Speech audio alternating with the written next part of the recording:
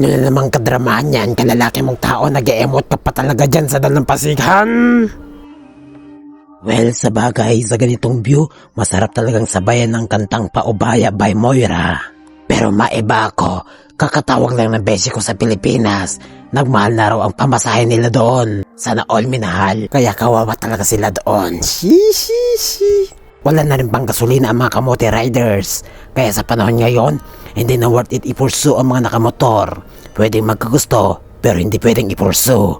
Mas worth it pa daw i-pursue ang mga naka-e-bike ngayon para sureness talaga may madidikwat sa mga bulsa nila. Pero wala ring saysay ang pagkakaroon ng e-bike kung hindi niya kaya mag-reciprocate sa feelings ko. Ang akala ko willing ka mag-take ng risk para tayo pa rin hanggang dulo. Masyado ka naman atang maraming sinasabi. Naparito ka ba para ibalik ang malabong ala-ala ng nakaraan na hindi na kayang balikan?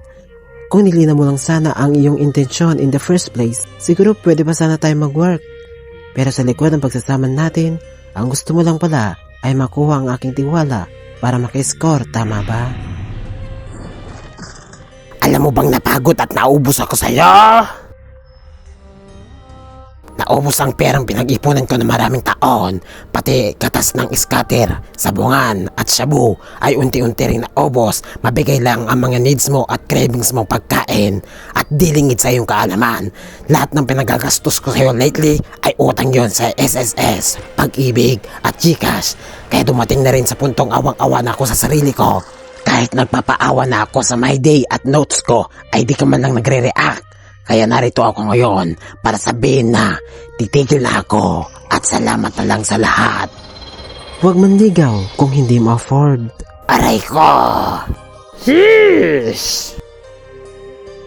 Well, can we just be friend na lang since di na natin nakikita na tayo pa rin in the future?